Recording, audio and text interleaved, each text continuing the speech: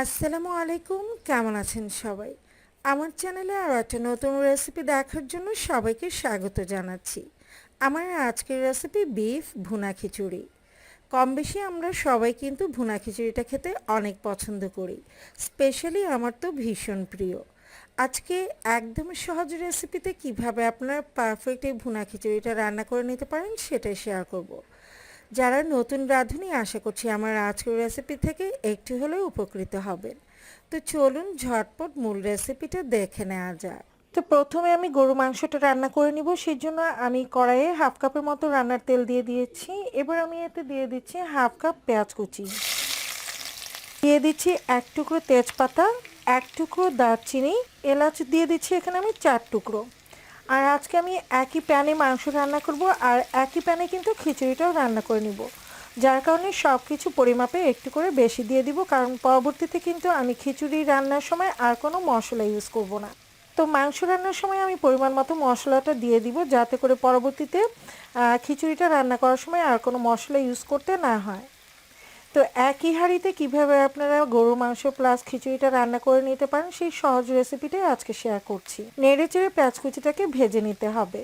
তো কিছুক্ষণ ভেজে নেওয়ার পর যখন দেখবেন যে পেঁয়াজের রঙটা এরকম ব্রাউন কালার হয়ে গেছে, ঠিক সেই পর্যায়ে আমি এতে দিয়ে দিব সামান্য পরিমাণে পানি। এবার একে একে আমি বাকি সবগুলো উপকরণ দিয়ে দিব। দিয়ে দিচ্ছি স্বাদ মতো লবণ, হলুদ গুঁড়ি দিয়ে দিচ্ছি 1 চা চামচ পরিমাণ, হাফ চা চামচ লাল মরিচের গুঁড়ো, তবে ঝালটা আপনাদের পছন্দ মতো বাড়িয়ে বা কমিয়ে নিতে পারেন।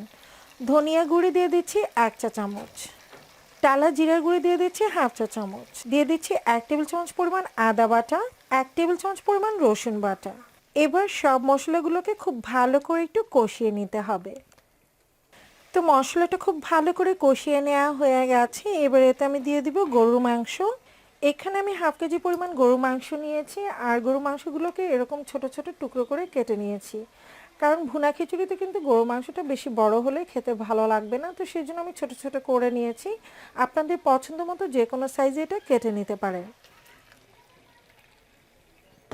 নেড়ে চেড়ে গরুর মাংসগুলোকে আমি বেশ কিছুক্ষণ মশলার উপর কষিয়ে নিব।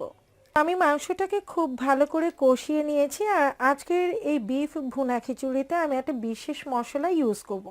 আর এই বিশেষ মশলার কারণে কিন্তু এই ভুনা খিচুড়ির টেস্ট অনেকটাই বেড়ে যাবে।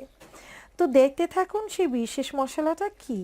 তো মাংসটা যেহেতু খুব ভালো করে কষিয়ে নেওয়া হয়ে গেছে, এর পর্যায়ে আমি এতে দিয়ে দিচ্ছি পরিমাণ মতো পানি।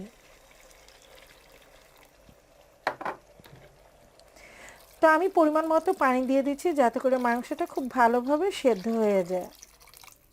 এবার ঢাকনা দিয়ে ঢেকে রান্না করব ততক্ষণ পর্যন্ত যতক্ষণ না মাংসগুলো পারফেক্টলি সেদ্ধ হয়ে আসছে। তো আমি ঢাকনা দিয়ে ঢেকে বেশ কিছুক্ষণ রান্না করে নিয়েছি, আর এখন কিন্তু মাংসটা পারফেক্টলি সেদ্ধ হয়ে গেছে। আমি অফ ক্যামেরায় চেক করে নিয়েছি, আর ঝোলের পরিমাণও কিন্তু অনেকটাই কমে গেছে, এটা ভুনা ভুনা টাইপ হয়ে গেছে। তো এবার আমি এতে দিয়ে দিচ্ছি গোটা কাঁচামরিচ 3টা। আপনাদের পছন্দ মতো ঝালটা বাড়িয়ে বা কমিয়ে নিতে পারেন। কাঁচামরিচ দিয়ে আরও 1 থেকে 2 মিনিট একটু রান্না করে নিব, যাতে করে ঝোলের পরিমাণটা আরও একটু কমে যায়। তো আমি আরও বেশ কিছুক্ষণ রান্না করে নিয়েছি, আর দেখতে পাচ্ছেন এখন কিন্তু ঝোলটা একদম শুকিয়ে গেছে, আর এটা ভাজা ভাজা টাইপ হয়ে গেছে, তেলটাও কিন্তু সেপারেট হয়ে গেছে। তো এই পর্যায়ে আমি দিয়ে দিব চাল ডাল। আমি এখানে 1.5 কাপ পরিমাণ পোলাওয়ের চাল আর হাফ কাপ নিয়েছি মসুর ডাল। আপনারা চাইলে কিন্তু মসুর ডালের সাথে মুগ ডালটাও নিতে পারেন। তো চাল ডাল মিলিয়ে টোটাল নিয়েছি 2 কাপ, আর এগুলোকে আমি পানিতে ভিজিয়ে রেখেছিলাম প্রায় 20 মিনিটের মতো, তারপর ধুয়ে পানিটা ঝরিয়ে নিয়েছি। আর পানিতে ভিজিয়ে রাখার কারণে কিন্তু এই খিচুড়িটা খুবই ঝরঝরে হবে, আর চালটাও কিন্তু বেশ লম্বা লম্বা হবে। তো চেষ্টা করবেন অবশ্যই ভুনা খিচুড়িটা রান্না করার সময় চাল ডালটাকে অন্তত 20 মিনিটের জন্য ভিজিয়ে রাখার জন্য, তারপর ধুয়ে পানিটা ঝরিয়ে নেবেন। এতে করে পোলাও চালের যে ভাতটা হবে সেটা বেশ লম্বা লম্বা হবে। তো এবার সেই বিশেষ মশলাটা আমি দিয়ে দিব, আর এই মশলাটার কারণে কিন্তু এই বিফ ভুনা খিচুড়িটা খেতে ভীষণ মজা হবে। তো আমি এতে দিয়ে দিচ্ছি 1 চা চামচের মতো বিরিয়ানি মশলা। আমি এখানে আরও হাফ চা চামচ দিয়ে দিচ্ছি, অর্থাৎ টোটাল আমি 1.5 চা চামচ বিরিয়ানির মশলা দিয়ে দিলাম। আর এই বিরিয়ানির মশলাটা দিয়ে আপনারা একবার হলেও ভুনা খিচুড়িটা রান্না করে দেখবেন, খেতে কিন্তু খুবই মজা লাগে। তো নেড়ে চেড়ে এই চাল ডালগুলোকে আমি একটু ভেজে নিব। চাল ডালটা কিন্তু ভেজে নেওয়া হয়ে গেছে, আর আজকে কিন্তু আমি এক্সট্রা আর কোনো মশলা ইউজ করবো না। মাংসে যে পরিমাণে মশলা দিয়েছি তাতে কিন্তু এটা পারফেক্টলি হয়ে যাবে। তো দেখলেনই আমি কিন্তু একই হাঁড়িতে সব কাজ সেরে নিয়েছি।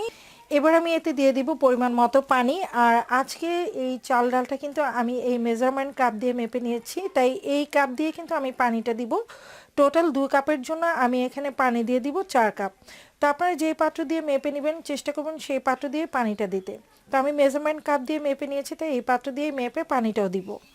তো আমি আগে থেকে পানিটা মেপে ফুটিয়ে রেখেছি, আর চেষ্টা করবেন অবশ্যই গরম পানি দিতে। তো ফুটন্ত গরম পানিটা আমি দিয়ে দিচ্ছি। আমি 4 কাপের মতো পানি ফুটিয়ে রেখেছি।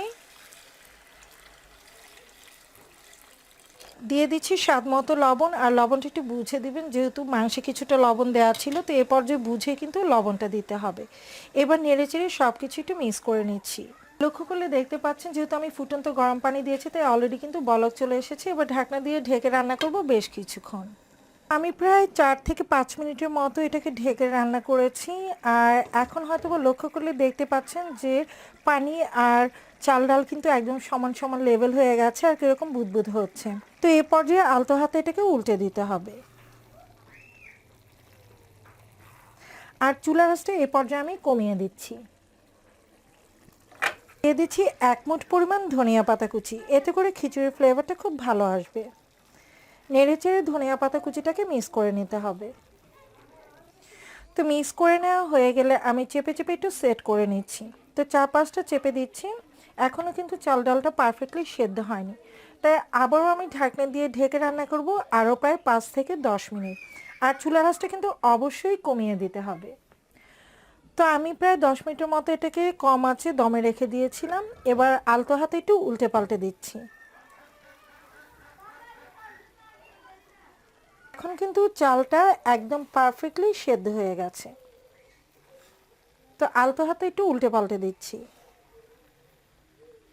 আর লক্ষ্য করলে হয়তো দেখতে পাচ্ছেন যে ভুনা খিচুড়িটা কতটা ঝরঝরে ও পারফেক্ট হয়েছে।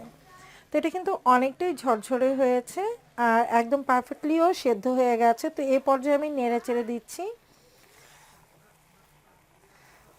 তা আবার এটাকে চেপে চেপে একটু সেট করে নিচ্ছি, তারপর দমে রেখে দিব পরিবেশনের আগ মুহূর্ত পর্যন্ত।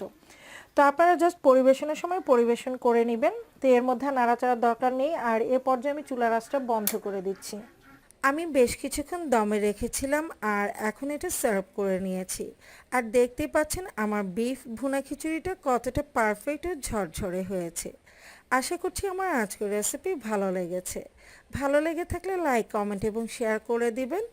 পরবর্তী রেসিপি দেখার আমন্ত্রণ জানিয়ে আজকের মতো এখানেই বিদায় নিয়ে নিচ্ছি। সবাই ভালো থাকবেন, সুস্থ থাকবেন। আল্লাহ হাফেজ।